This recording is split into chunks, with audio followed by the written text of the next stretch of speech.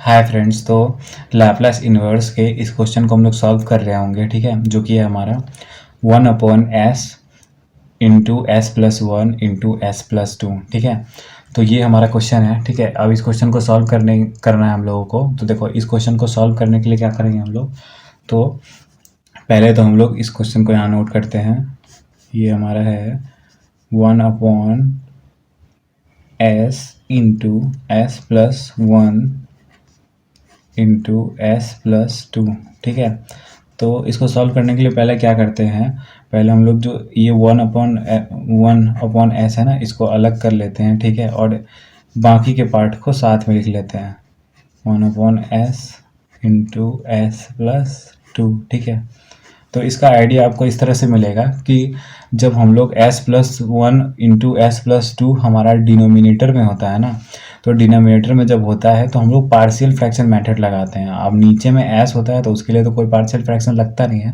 तो क्वेश्चन देख के इसका आइडिया ऐसे लग जाएगा कि इसको अलग करना है, क्योंकि हमको पार्शियल फ्रैक्शन लगाना है। ठीक है, तो अब यूजिंग पार्शियल फ्रैक्शन, देखो पार्शियल फ्रैक्शन का यूज़ करेंगे तो उसको कैसे यूज़ करते हैं। तो देखो 1/s plus one into s plus to. ठीक है, अब s प्लस वन के ऊपर a लिखते हैं और s प्लस टू के ऊपर b लिखते हैं। तो a/s plus one plus b/s plus two. देखो, जो पार्शियल फ्रैक्शन मेथड है हम लोगों ने ऑलरेडी अप्लाइड मैथमेटिक्स 1 में पढ़ रखा है, डिफरेंशियल कैलकुलस चैप्टर में। ठीक है, तो ये हो गया हमारा। जब इसका हम लोग एलसीएम लेंगे तो ये इसके नीचे s प्लस वन है, तो a क्या होगा, s प्लस टू से मल्टीप्लाई होगा, तो s प्लस टू से मल्टीप्लाई हो गया, प्लस b हो जाएगा हमारा s प्लस वन से मल्टीप्लाई, और एलसीएम लेने पे ये दोनों डिनोमिनेटर में मल्टीप्लिकेशन में आ जाएगा। तो देखो, इसको मल्टीप्लिकेशन में डाल देते हैं। इसको मल्टीप्लिकेशन में डाल दिया हम लोगों ने। अब देखो, अब मल्टीप्लिकेशन में डाला तो इसको अब सॉल्व करते हैं। तो देखो, अब सॉल्व करने के लिए क्या करेंगे, ये और ये कट हो जाएगा। ठीक है, और ये 1 = ये इक्वेशन हो जाएगा। तो ये इक्वेशन को लिखते हैं हम लोग 1 = a s plus two plus b s plus one. ठीक है, ये लग गया। अब देखो, अब क्या है ना, अब हम लोगों को क्या है ना, अब हम लोगों को मान लो कि a का वैल्यू निकालना है। तो a का वैल्यू निकालने के लिए b को जीरो करना होगा। तो b को जीरो करने के लिए s का वैल्यू -1 डालना होगा। तो पुट s = -1।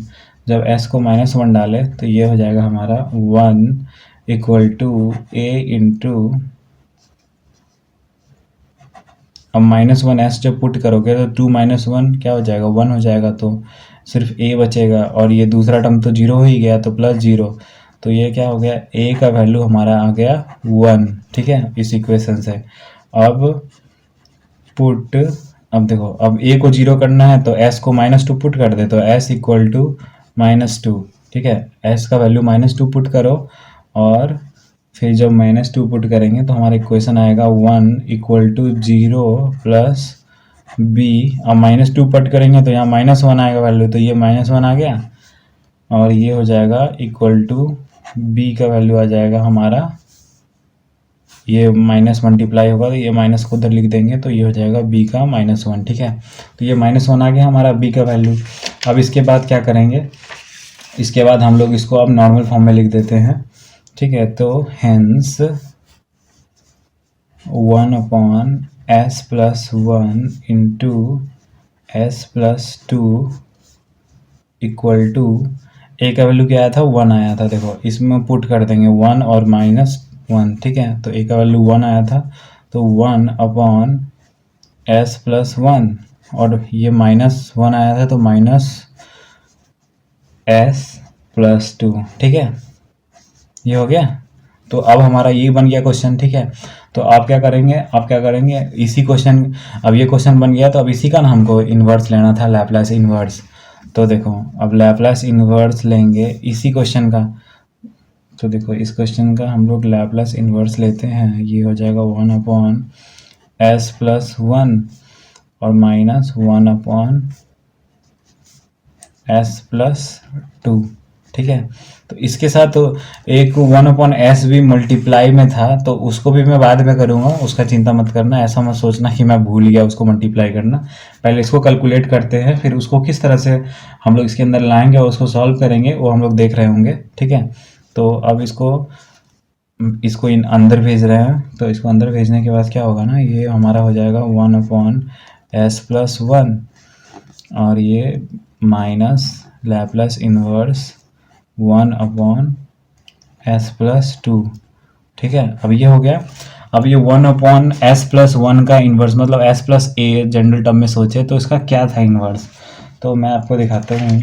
हम लोगों ने इन्वर्स में सेकंड में फार्मूला पढ़ा था कि लैप्लस इन्वर्स 1/s-a हो तो उसको e⁻at लिखते हैं। ठीक है, तो यहाँ पे क्या है, यहाँ पे हमारा प्लस है, यहाँ पे माइनस है, तो e की पावर क्या लिख देंगे हम लोग, ये e की पावर हम लोग वहाँ पे मैं दिखाता हूँ क्या लिखेंगे हम लोग। e की पावर देखो, इसको हम लोग इस तरह से लिख सकते हैं ना, s के पावर माइनस और ये -1, तो ये जब मल्टीप्लाई होगा तो s+1 ही दे रहा होगा, लेकिन क्या है ना, हमारा ये जनरल टर्म बन गया s-a के फॉर्म में, तो a का वैल्यू क्या है -1 है, तो e की पावर at लिखते हैं। तो देखो e की पावर at, a क्या है -1 है, तो -t लिख देंगे, और माइनस हमारा इसी तरह से ये जो 2 होगा, ये 2 a का वैल्यू -2 हो जाएगा, तो e की पावर -2t लिख देंगे।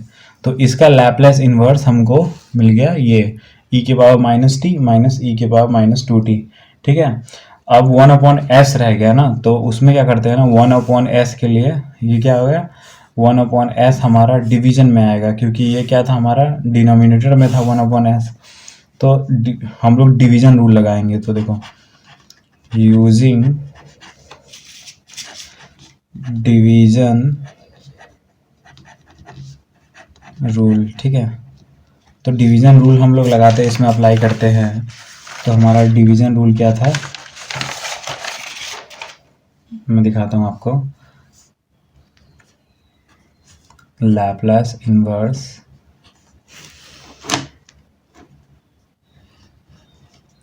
One upon S into 1/s+1 into s+2। ठीक है, ये हो गया हमारा। अब क्या है ना कि अब ये क्या है हमारा 1/s, और इसको हम लोग क्या करते हैं ना, एक fs फंक्शन मान लेते हैं। तो लैप्लस इन्वर्स fs/s मतलब ये क्या है, ये हमारा डिवीजन प्रॉपर्टी लगा रहे हैं हम लोग, डिवीजन रूल। तो अब डिवीजन रूल हम लोग क्या पढ़े थे, डिवीजन रूल पढ़े थे कि हमारा f(s/s) हो तो इंटीग्रेशन 0 से t f(t) हो जाता है और dt के साथ। ठीक है, तो वही देखो यहाँ पे, तो ये क्या है हमारा, इसको हम लोग मान लेते हैं f(s), तो ये हो गया f(s), इधर मल्टीप्लाई हो जाएगा, ये पूरा f(s) है, तो f(s/s). ठीक है, तो ये वाला फॉर्म हो गया, तो ये वाला फॉर्म हो गया। तो देखो अब हमको f(t) वाला फंक्शन लिखना है, तो ये देखो अभी हम लोगों ने f(t) वाला फंक्शन कैलकुलेट किया है, तो f(t) वाला फंक्शन डायरेक्टली पुट कर देंगे। तो 0 से t e⁻t, देखो ये हमारा पहला न्यूमेरिकल है, तो इसको मैं थोड़ा स्लो और एक एक चीज़ समझा रहा हूँ, लेकिन अगले न्यूमेरिकल से मैं थोड़ा फास्ट समझाऊंगा ताकि हमारा ज़्यादा टाइम वेस्ट ना हो। अब चैनल का नाम ही लेस टाइम ट्यूशन है, तो फिर चीज़ों को, हर एक चीज़ों को समझाना होता है जल्दी जल्दी, और फिर कम समय में भी समझाना होता है, अच्छे से भी समझाना होता है, तो फिर करना तो पड़ेगा। तो 0 से t e⁻t -2t, इसको डायरेक्टली हम लोग को जो फार्मूला था बस हम लोगों ने वही नोट किया है, डिवीजन प्रॉपर्टी वाला। तो इस फार्मूला, अब इसको सॉल्व करेंगे और इसको सॉल्व करने के बाद हमारा आंसर आ जाना चाहिए। तो देखो इसका इंटीग्रेशन यहाँ देख लो कि e⁻t है और इंटीग्रेशन है, तो सेम e⁻t का इंटीग्रेशन e⁻t होगा, बस नीचे में ये -1 डिवीजन में आ जाएगा और ये इसका -2 डिवीजन में आ जाएगा। ठीक है, तो देखो, तो इसका इंटीग्रेशन लिखता हूँ मैं, तो इसका इंटीग्रेशन होगा हमारा e⁻t/-1 बस डिवीजन में आ जाएगा, और माइनस e⁻-2t/-2 ये भी डिवीजन में आ गया। और हमको इसका लिमिट क्या था, 0 से t था, तो अब इसका 0 से t लिमिट था ना, तो पहले क्या पुट करेंगे, पहले t पुट करेंगे, उसके बाद क्या पुट करेंगे, उसके बाद 0 पुट करेंगे। तो देखो t पुट करने के बाद और 0 पुट करने के बाद क्या वैल्यू आता है, तो t, और जब पहले t पुट किए और फिर उसमें से माइनस कर दिए 0 को, तो उसके बाद क्या वैल्यू आता है वो मैं लिख रहूँगा। ठीक है, तो हो गया हमारा माइनस e की पावर t। ठीक है, t पुट किया, फिर ये माइनस को इससे मल्टीप्लाई कर दो तो क्या प्लस हो जाएगा, तो +1 लिख दिया, और प्लस ई की पावर -2t/2, ये दूसरा टर्म का लिखा हम लोगों ने, और ये पहला टर्म 0 की वजह से 0, मतलब कंबाइन फॉर्म में लिख रहा हूँ मैं।